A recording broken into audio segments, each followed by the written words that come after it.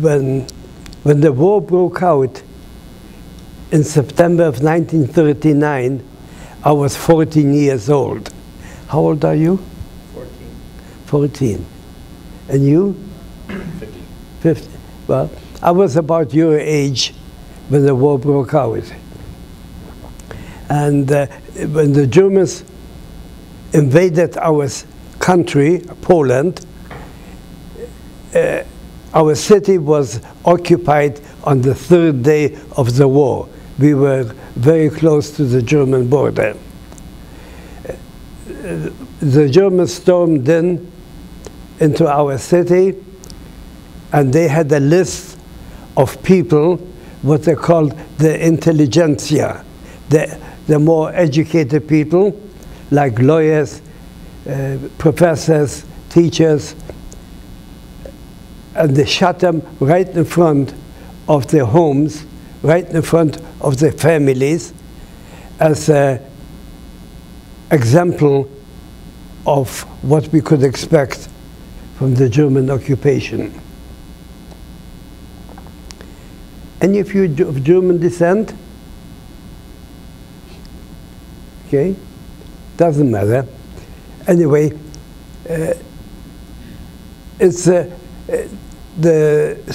war started very badly for us, and because we were Jewish, on our ID card was a large J on it, in German Jude, which means Jew.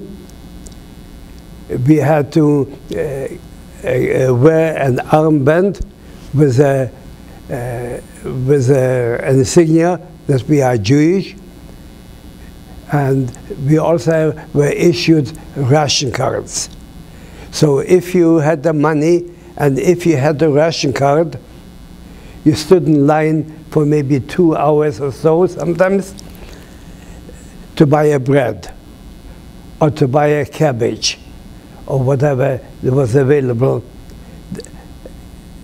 to be bought in the stores, because the Germans had liquidated or confiscated all the food from Poland, and they sent it out into Germany. So there was very little food to eat already from the very beginning. Have any of you seen the movie Schindler's List?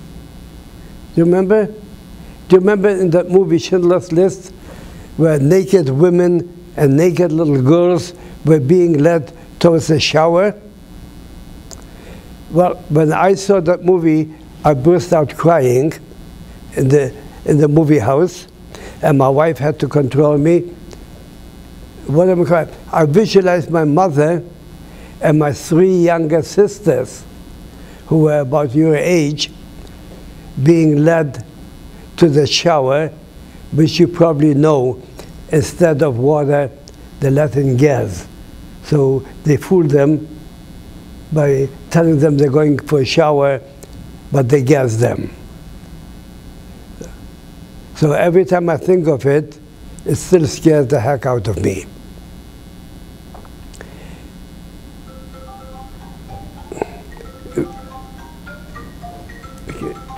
When I remember many times I stood in line for a couple of hours to buy a bread at the bakery, and they ran out of food, they ran out of bread, and I had to go home empty-handed.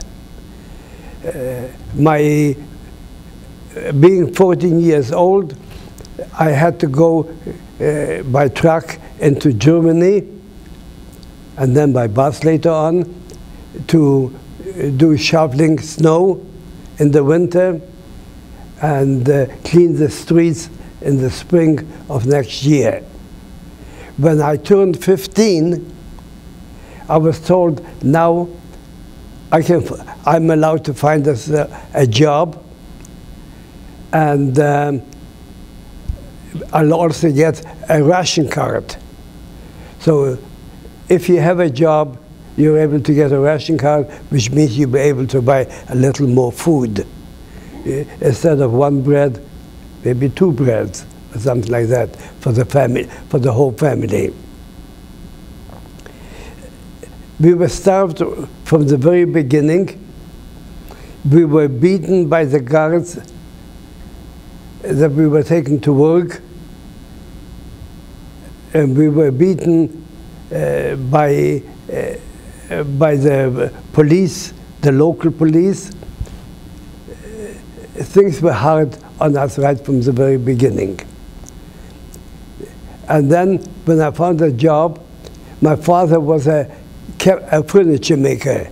He made bedroom sets in our 2-room apartment. We only had a kitchen and 1 bedroom. There was 8 of us in the 2-room apartment. So I picked up on the tools, and I picked up on the job, and I was able to get myself a job in a factory making wooden clothes closets, cabinets for the German troops, for the German army.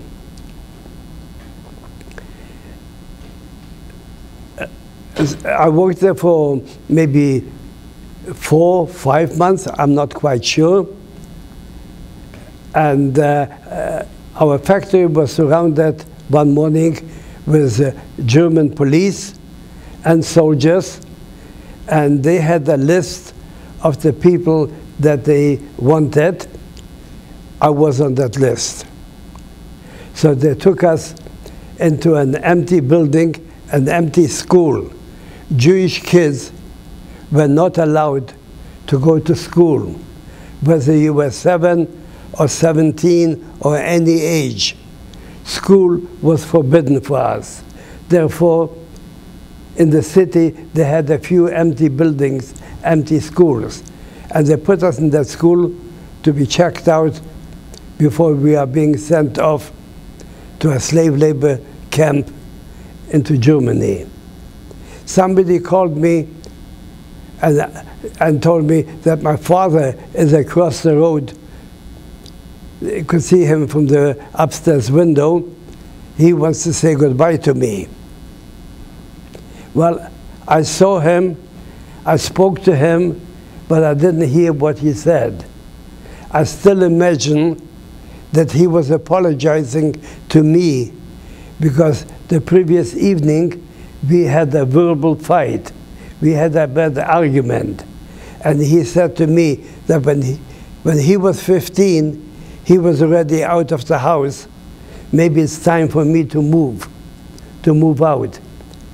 Sure enough, the next morning I was moved out into Germany, into a slave labor camp. Our camp was surrounded with electrified barbed wire.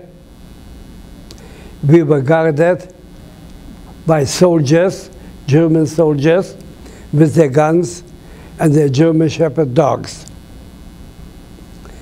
We had, as we arrived, we had to undress completely, and our civilian clothes were taken away. We were issued prison uniforms. You might have seen it in the movies, the gray on gray striped pajama type of uniforms that they used to wear in the prisons years ago. Our hair was completely cut off, and a 2-inch wide stripe was shaved out from the forehead to the back of your head. So if you tried to escape, you were caught immediately because of the stripe that was shaved out. And then we were assigned to our barracks. Our barracks, it was for maybe 100 people into each barrack. The camp was 2,000 men, young men. Children under the age of 14 were sent to Auschwitz to their death. Also, men and women aged 45 and over were of no use to them. for the labor camps, and they were sent to be gassed in Auschwitz. So we were all age 15 to 44, 45. In the morning, for breakfast, we were issued a chunk of bread and sometimes a spoonful of margarine or a spoonful of marmalade, sometimes, and a cup of ersatz coffee. Ersatz means imitation, cup of imitation coffee. For supper, we had a bowl of soup, either cabbage soup or beet soup, and the next day again, either cabbage soup or beet soup, day in and day out. And if you were lucky, you found a piece or two of potatoes in your soup if it came from the bottom of the big kettle. And that's what we talked about before falling asleep at night, comparing how thin or how thick the soup was. Did you find a piece of potato? I remember trying to fall asleep one night, and I burst out crying. And I don't know for sure, was I crying because I was so damn hungry? Or was it because I missed my family? I had been away from them for several months already in that camp.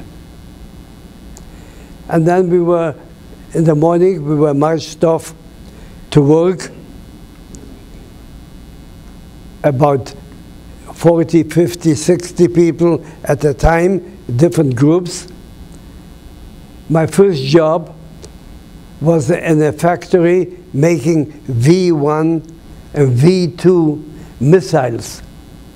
The missiles that the Germans shot over Britain, over England. My next job was on the construction of the German highway, what they call the Autobahn. The Autobahn highway goes right across from one end of Germany to the other. No machinery, all by hand, pick and axe, hundreds of men working on that construction. And again, we were guarded by the German soldiers and by the capos. Capo, it's an Italian word. C-A-P-O, capo. Italian, it means a boss. They appointed a few of the larger men or boys and gave him a stick and an armband that said capo, and they were supposed to keep us under control, make sure that we work hard, make sure that we do what they expect from us to do. We worked 12 hours a day, 6 days a week. On Sunday, we did not go out to work on the construction, so we had to clean up the barrack, clean up our bunks. We slept in 3-tier bunks on a straw mattress and straw pillow. And if you were lucky, which I happened to be, I slept on the top bunk. Because if a person that could not hold his water, because we were not allowed to go out to use the washroom, they lost the water while sleeping and went through from one bunk into the other.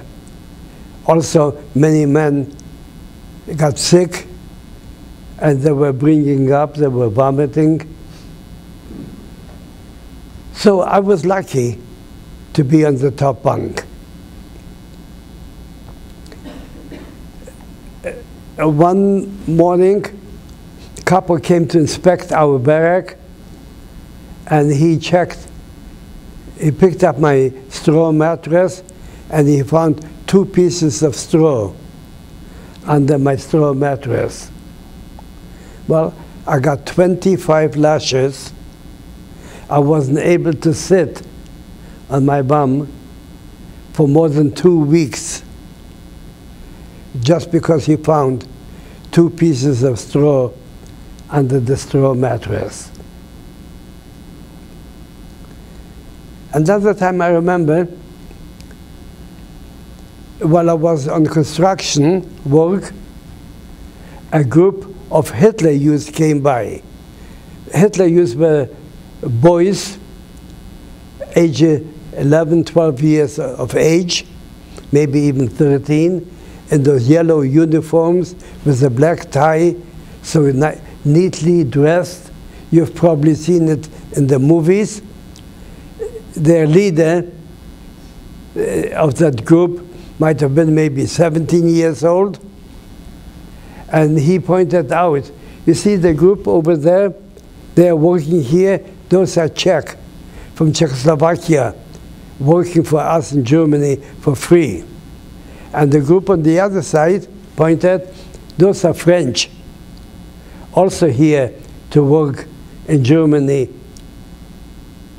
And the people and the ones right in front of you, and he happened to point at me, because I happened to be right in front of them. Those are Jews, he said.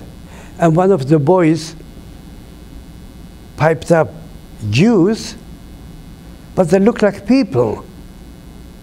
You see what the caricatures in the newspapers, in their magazines could do? They made us look like rats, faces like rats, with horns on our foreheads, and a 6-inch nose, and a little beard. Those kids could not believe that we Jews, that he pointed at us, at me, that we are people.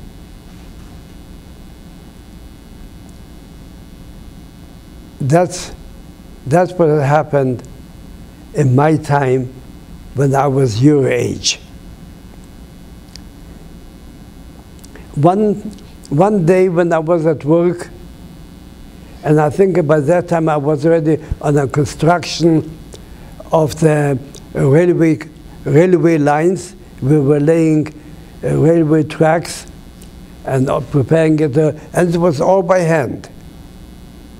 There was no machinery to pick up the railway tracks and to do all the preparation for laying it. I overheard people talking that 3 men escaped from our workforce. And when the guards realized it, 2 guards were sent away with their rifles and their German Shepherd dogs on bicycles to try and find them. Well, they came back about 2 hours later with 2 corpses, 2 of the 3 men that they shot, and the 3rd one was still alive, pulled in those corpses all by himself, and then they hung him on the gallows of our parade ground. On our gallows of the parade ground, they were able to hang 4 people at a time. We had to stand at attention, and the whole camp, about 2,000 men, we had to stand and wait till the person on the gallows was declared dead. And once he was declared dead, we were able to go to our barracks, but we did not get any supper that day. as a communal punishment.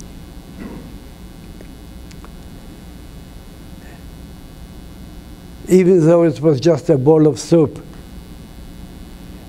it was still a tragedy to us because we were so starved, we were so hungry, because we worked so hard on construction jobs outside. Later on, when they were looking for carpenters, they were assembling barracks for other prisoners that they brought in from all over Europe, from Holland, from France, from Hungary, from all other countries, and Poland, and the Ukraine, and all the other countries. And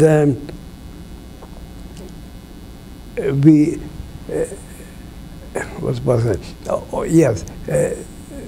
We were, at that time I was working on that construction, and I was working on a roof, laying a roof for on the new barracks. On the new barracks, the roofing was done of cement blocks, maybe 30 by 20, something about that size. Cement. They were heavy. It needed at least 2 men to pick one up. So 2 men were laying the roofing on one side and 2 men on the other side. And while I was on that roof working, I heard a scream. I went to see what's happening. A man stepped on one of these cement blocks that was the wiring was omitted in it because it was all made by hand. The cement block broke, so the guy beside him tried to save him, and they both fell through onto wheelbarrows, onto tools, and they got all smashed up that they had to be taken to hospital. They took him to the hospital. The doctors would not release them for maybe 10 days or more. And but myself, being on the other side of the roof, we continued working, and we could continue laying these cement blocks. The man, after he was released from hospital, was sent, after he was healed, he was sent to the gas chamber, to Auschwitz, because that was the closest one to where we were. We were in eastern Germany, and Auschwitz is in western Poland, as you might already know. Things were horrible. People were dying from hunger. People were dying from diseases, from sicknesses. Then we heard a rumor that our camp of 2,000 men is too small to operate. We're going to be moved to another camp close by. You see, near every town and villages, there was some type of a camp, a slave labor camp, or concentration camp, or maybe even a killing camp. Yes, there were SS men trained in killing camps. Their job was to learn how to kill people. Just to beat them to death, shoot them, or whatever, killing camps. I myself saw from our barrack 4 men that hung themselves at the outhouse. We had a shower room and an outhouse together, because if it's so bad in a slave labor camp, we could imagine how much worse it's going to be in a concentration camp where we are being guarded not by the regular army, but by the SS troops. And so finally it came the morning of us being moved, and we marched for maybe an hour and a half or two to get to that other camp. As I said, near every town there was some type of a camp. And when we arrived, the 2,000 Jewish men, we were assembled, stood on the parade ground for at least 2 hours or more. We had no watches, we had no calendars, we never knew the time, we never knew the date. We never even knew if there's some type of a holiday. We were like cattle. So finally, the head of the SS of that camp came to greet us, and he was what they called an Obersturmbannführer, means something like maybe a major in the Canadian Army, but he was in the SS, so they had different titles and different insignias. And we stood in the parade ground, the 2,000 of us, for him to say to go into the camp. And he greeted us by saying, "Here you will not be treated as Jews anymore. Here in my camp, his camp, you will be equal, the same with all the others that were brought in from the jails, the thieves, the murderers, the homosexuals, the deserters from the army, the gypsies.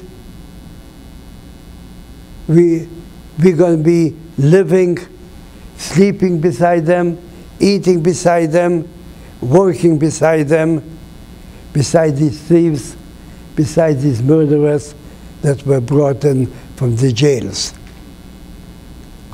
It was easier to guard them than the smaller group in jails. And they also had them work at the same time. As an example of what you could happen, of what you could expect in his camp, he called one of the capos, like a foreman, show them. He pulled out a man, maybe 5'9", maybe 5'10", a man of maybe 19 or 20 years of age, pulled him out the front, kicked him in the groin. The man fell over. He stomped on his throat, on his stomach. He killed the man right in front of us. I don't know how long it took, 5, 10 minutes, 15 minutes. It's a horror to watch. I have no idea how long it took him. He killed the man as an example of what we could expect in that camp. And after that, we were assigned to our barracks. And next morning, we were marched off to our work, to our construction jobs, or whatever work we did. Some people worked in factories, some people in coal mines, some people on the outside construction, like I did. It's just that it happened that the marching to work and back was at least a half an hour longer. So instead of an hour and a half to march to go to work, it took us maybe 2 hours. Excuse me. Excuse me.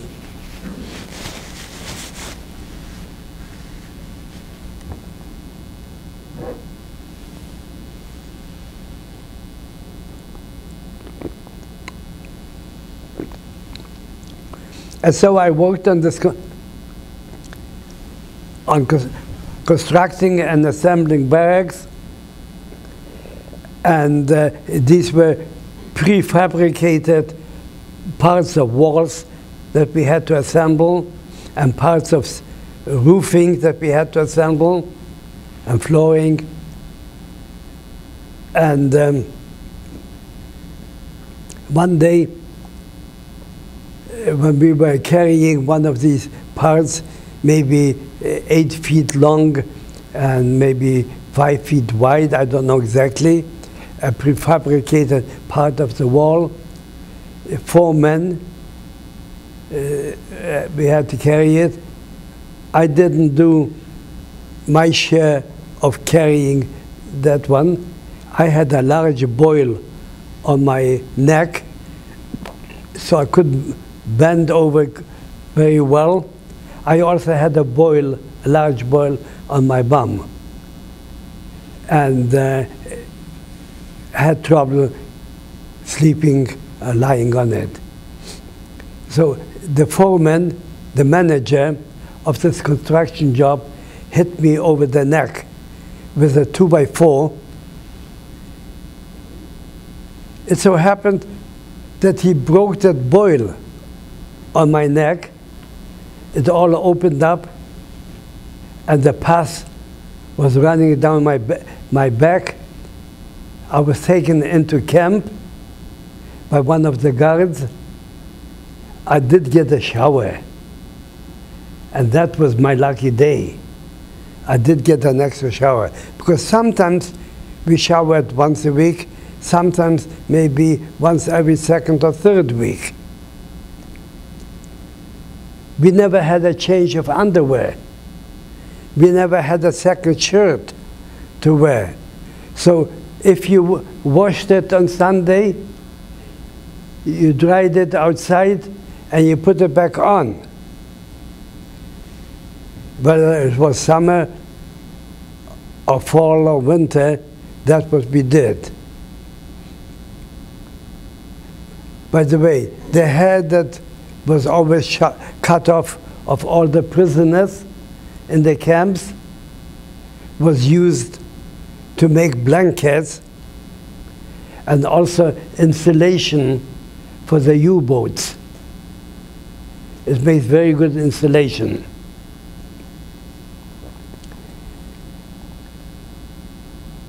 The life was practically unbearable. Every so often we heard of somebody else that committed suicide. They hung themselves, or they ran towards a guard expecting him to be shot, and which they did. And yes, if you have seen the movie Schindler's List, you probably have seen that sometimes the guards, just for the sport of it, were aiming at somebody, at a prisoner walking in the camp about 200 feet away, aiming the rifle and shoot him to death, just for the sport of it, like killing an animal. And then came the end of 1944, and we could hear the tanks roaring, and we could hear the bombs, and we were hoping that our camp is going to be bombed. Maybe some of us are going to get killed, and maybe some of us will be able to escape. Escape where? We were in Germany. We could not. But our dream was, if we're going to get killed, so what? If we're going to escape, maybe we're going to be liberated. The Russian troops, the Soviet troops were starting to invade Poland and then into Eastern Germany, where our camp was. And so they assembled 2,000 of us again, and put us on a train in cattle cars and we were sent in the cattle cars 3 days, 4 nights in the cattle car, no food, no water, no toilet facilities. If you had to make, you did it right in your pants. There was no room where to sit down in the cattle car. We were so packed that we were sleeping. I remember the first night, we slept standing up, leaning against each other for support, because we were so packed into each cattle car.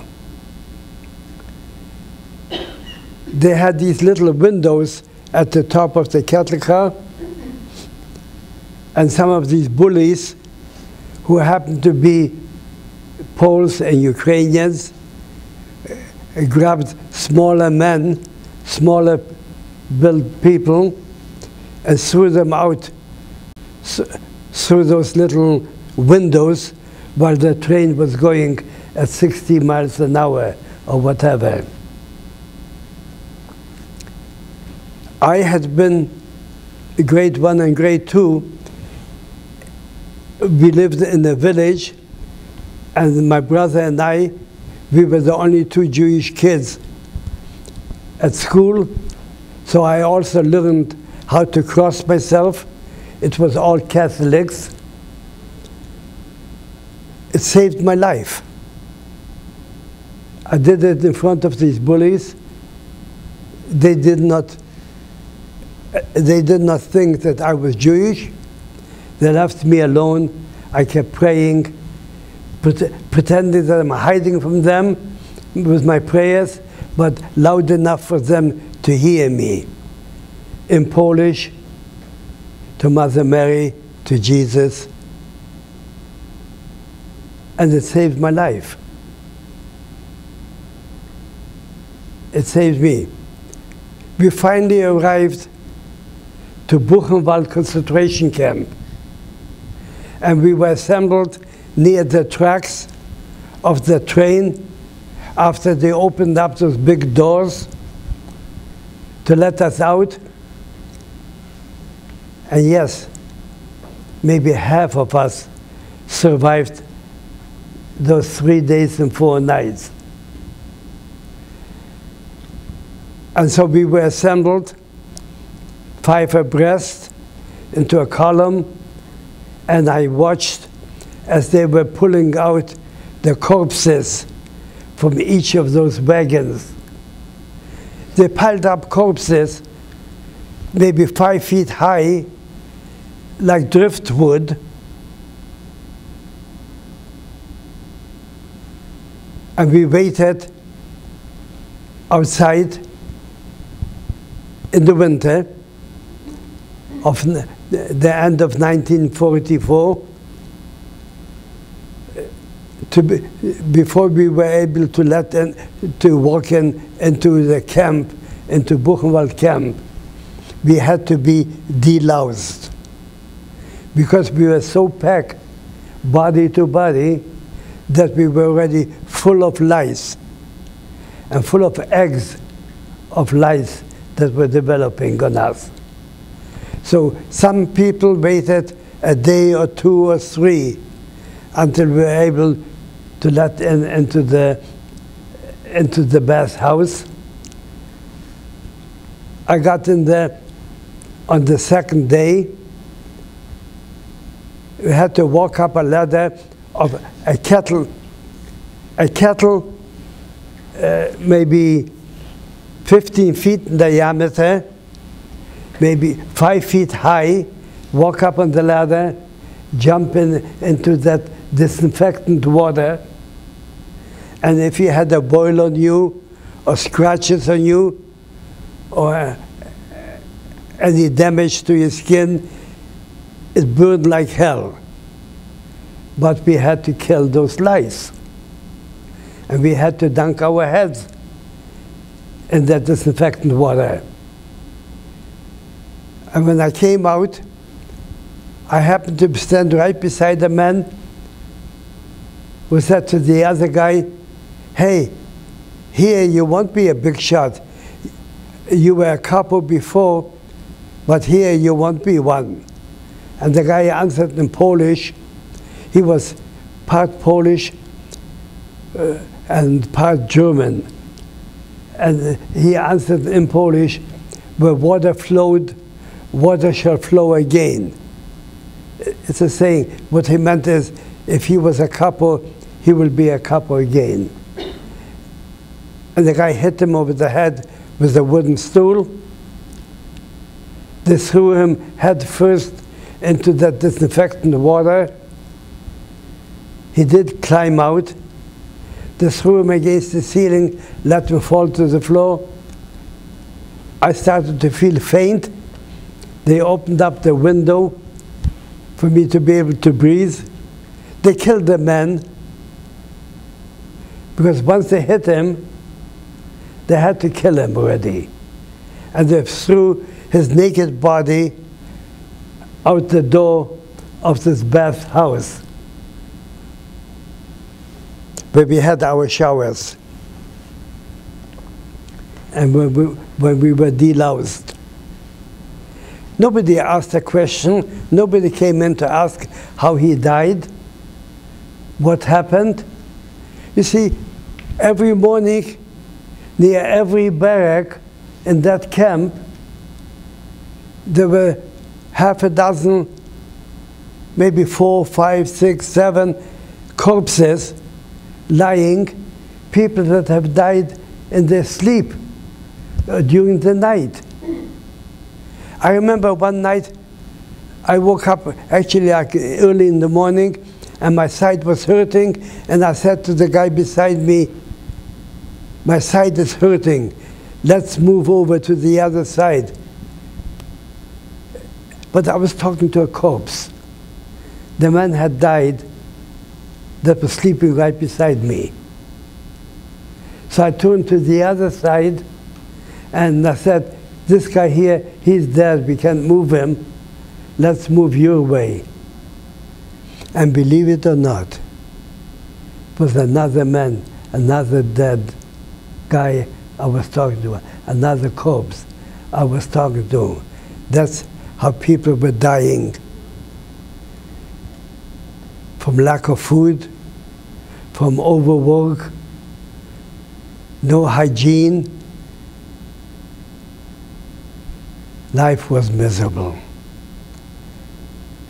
And let me tell you, the head of this camp, of Buchenwald concentration camp, was a woman called Dr. Elsa Koch, K-O-C-H. Look it up on your computers, on the female murderers of the world. Dr. Koch is known as the bitch of Buchenwald.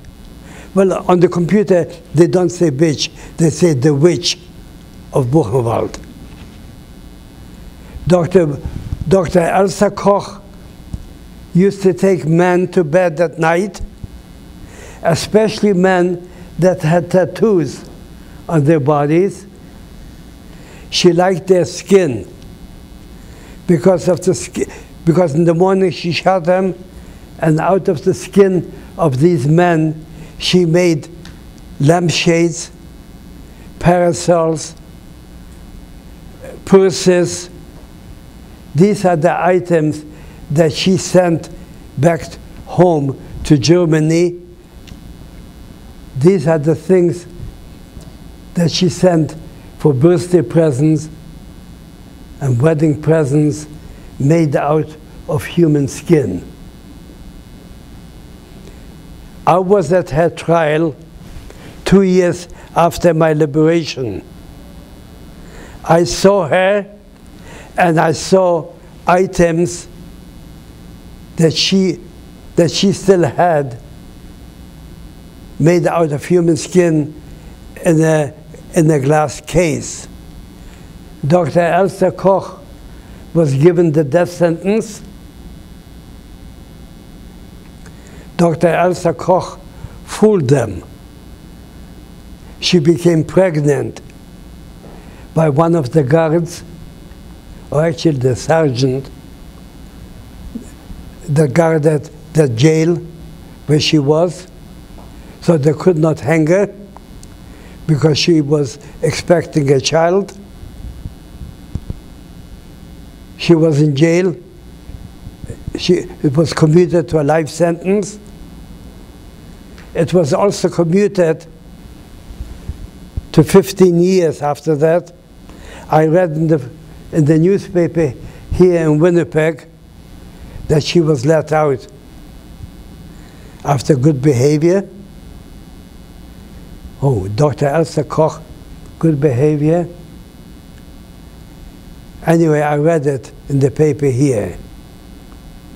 Apparently, somebody told me that they read it on the computer, that after a few years, she committed suicide. She could not live a poor life like she lived in jail and after jail.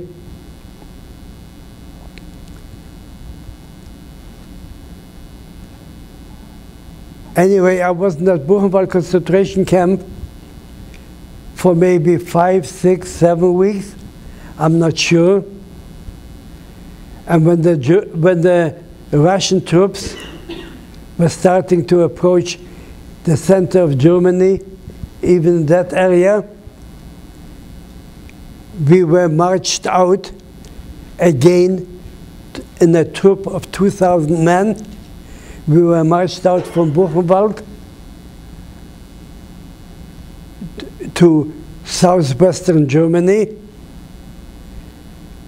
and we were marched for 3 months, every day.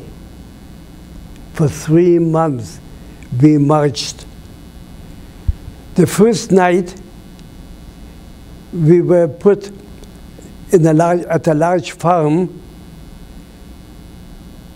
Most of the men slept on the ground in the snow. Some of us were able to get into that big barn to sleep in the straw or hay, and I'm not so sure now. I think it was all straw. And I was lucky. I got in for the night into the straw. And in the morning, I decided I'm not going to march out anymore. I'm not going to continue with them. I let them march off. And I'm going to go back east, where we came from, and hopefully be liberated by the Soviet troops. But I wasn't the only smart man with that smart idea.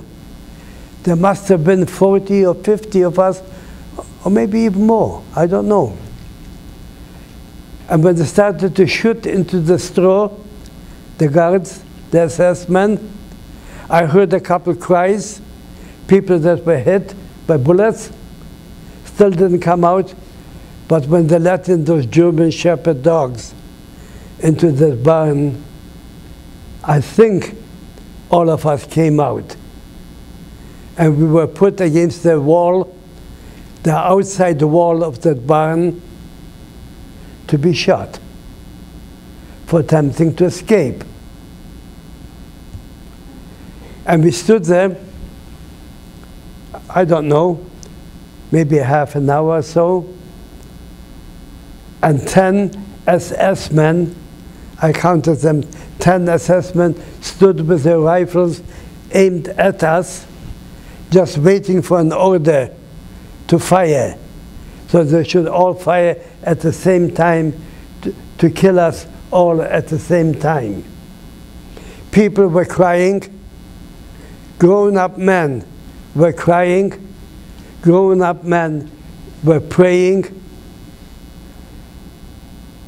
Some to Jesus, some to God, because we were of different nationalities and different religions in those camps already. And somebody yelled in Polish, "Let's run." The Germans did not understand Polish. We did, came from Poland. And we started to run right through the guards. A few of us managed to get through, got mixed in with the 2,000 men or whatever there was left. And I watched in horror as all the others, the 40 or 50 men, were shot, killed, all at the same time. I would have been one of them if not for this Polak to yell, "Let's run." So we marched off again. Some nights we were held in the forest. Some nights we were held on the field to sleep. Later on, they marched us during the night, and we slept in the field or in the forest during the day. I tried to make a little bonfire because we were cold, we were wet from the rain and the snow. I tried to walk out to gather some wood. I was brought back by a civilian, by a farmer. I got a few kicks and a couple of rifle butts over my shoulder, and I was not shot. I'm here to prove to you I survived it again. I must have been the luckiest man alive. I consider myself as a very, very lucky person because whatever I did wrong, I was never punished. I used to steal potatoes in the field near our job where we were building barracks, and smuggle in 2-3 potatoes nearly every day into the barracks. We were always searched, but they never searched me. I remember bringing in a couple of potatoes one day, and I overheard the people talking that they caught a cat. They killed the cat to make soup. And I contributed my couple of potatoes, and I was able to partake in that soup. But believe me, had it been a rat, we would have eaten it also. It was only a cat. To me, it tasted good as maybe meat from a chicken.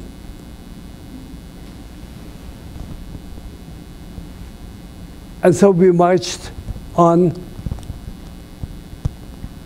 for 3 months, every day, till we finally arrived to what they had said they had orders to dump us in the Boden Sea, the sea that divides southwestern Germany from Switzerland.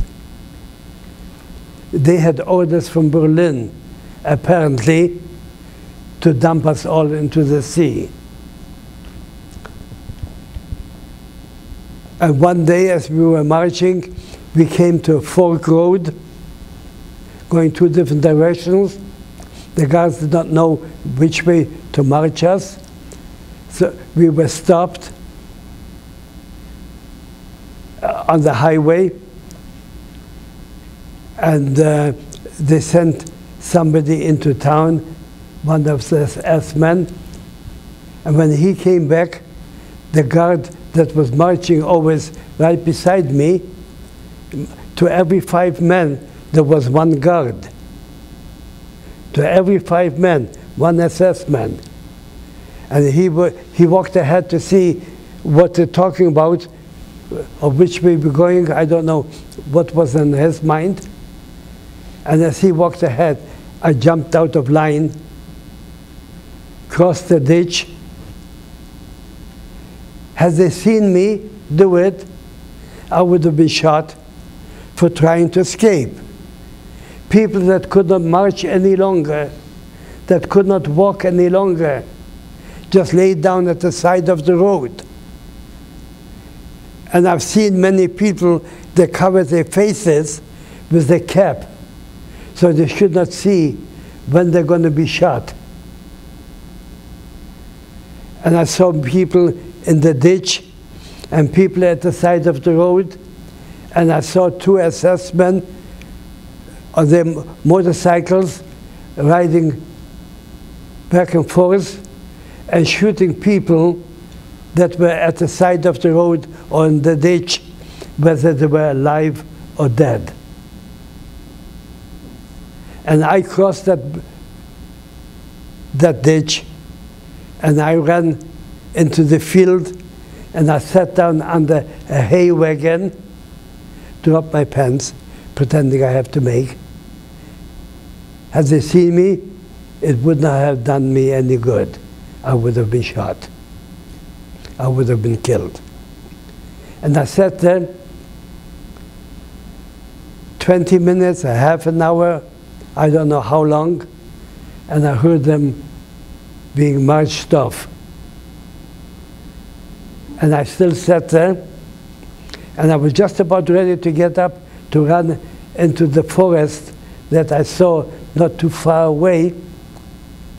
And I remembered about those two guards on the motorcycles. Sure enough, a few minutes later, they drove by. They did not see me. And after they drove by, I ran into the forest. I roamed around there, and I found a large dugout. And the dugout must have been maybe 15 feet in diameter, not deep. And there were German army uniforms lying. German soldiers capitulated, means they gave up.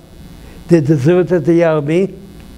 They changed into civilian clothes, and they left the German uniforms in that pit, or whatever you would call it. And I also found a large can, like one of the 32-ounce cans of juice. I found one of those large cans, and I assumed it was army food, German army food. And I took it, ran away with it. I cut it open. It was a tin can with my sharpened end of the spoon, and it was a stew. It was cold, but it was potatoes and gravy and some meat in it. And I ate half of it. And boy, did I suffer. My stomach was so dried out. I could not tolerate that food, a half a can of food. Had I eaten all of it, it would have killed me. I had dysentery, diarrhea, for several weeks after that.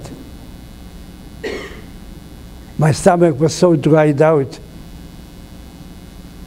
And so I roamed in the forest, and I got into a farm that I saw from the distance. That was just one single farm, could not see anything else. And the man asked this Polish woman that every farmer had some slave workers, men or women, to give me a slice of bread and butter. And then he allowed me to go into his barn to sleep in the straw or hay, whatever it was. I immediately fell asleep. I was woken up, I don't know, maybe an hour, 2 or 3 later. Get out. German soldiers are here to take hay for themselves, and I don't know much. And he told me that the farmer kept them busy with liquor because he did not want them to find me in his barn. He would be accused of hiding a prisoner. So I ran out and I roamed the forest again until one day, I must have been there 3 or 4 days. I saw a group of soldiers, German soldiers, marching. So I just laid down in the field in the corn. They did not see me. They marched by. And after I got up, all of a sudden, I hear somebody yelling at me to stop. But it wasn't in German, and it wasn't in Polish. And then I realized it was in French. Do you remember that Germany was divided into 4 zones? The Russian zone, the American zone, the British, and the French zone. So that part of Germany, southwestern part, was liberated by the French army. And they took me as a prisoner because I was wearing a German jacket, an army jacket. I was put into a prisoner of war camp for maybe an hour or 2. And I happened to hear somebody speak French to the guards, a German soldier, prisoner of war. So I asked him to interpret for me that I'm not German, that I'm an escapee from the concentration camp. And he took me to his higher ranking officer, maybe a major or colonel of the French army, and I was liberated. I was freed, and I was assigned in that village that happened to be that time that was close to where I was liberated, but the army was stationed. I was assigned to a home of a German young woman with a 4-year-old child, little girl. And they gave me the couch to sleep on. I lay on that couch for I don't know how long, couldn't fall asleep. So I lay down on the floor, and sure enough, immediately fell asleep. You see, I hadn't slept on a couch or in a bed for over 3 years. As a matter of fact, I was so dehumanized, I wasn't able to walk on the sidewalk. It always kept me, pulled me to walk in the middle of the road. We were like cattle already. We were dehumanized. The little girl woke up in the morning and she saw me on the floor, so she assumed that I was dead. And she started to scream, and that what woke me up. And I had no money whatsoever, not even a nickel. I had no money to buy any food. I had to beg for food from the farmers in the surrounding area. I had to beg people to let me sleep in their barns. I did find afterwards a few Poles they took over a house after that area was overrun by the French army, and they took over the farm, and I was invited to come and sleep in their house. After I got into bed, a very short time later, a young woman got into bed beside me, and then a couple men got into bed beside me, and the hands were flying. The guys were trying to touch that woman, to feel that woman, and I realized that I'll never be able to fall asleep that way. So I got out from there. I went back on that farm into the barn to sleep in the hayloft in that barn.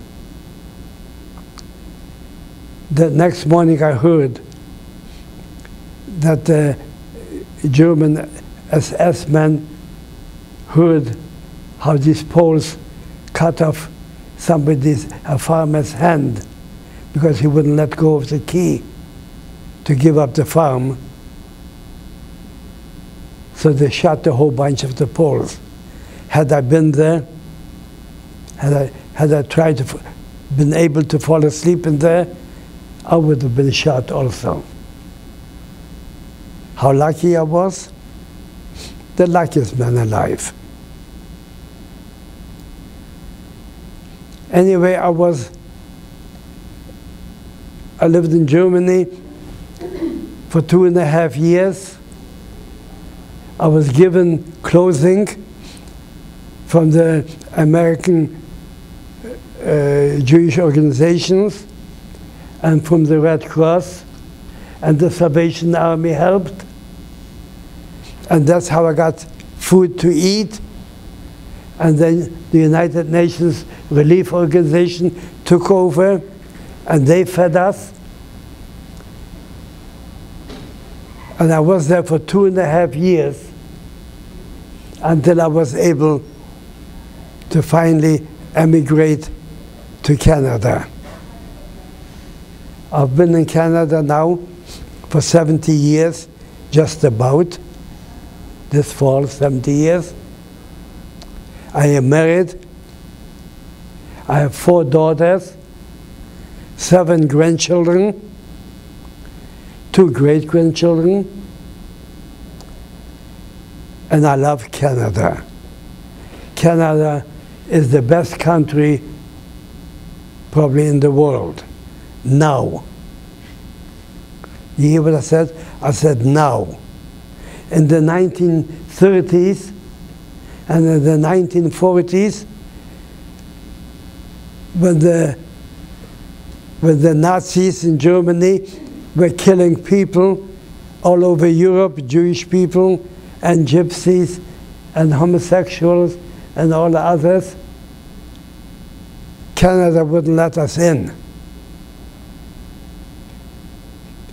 One of the ministers asked Prime Minister Mackenzie King, how many people, how many Jews should we let into Canada? And the answer was, none is too many. Or the Prime Minister asked actually the other guy, and his words were, none. There's a book out. You can find it in the library. None is too many. I came to Canada in October 1947.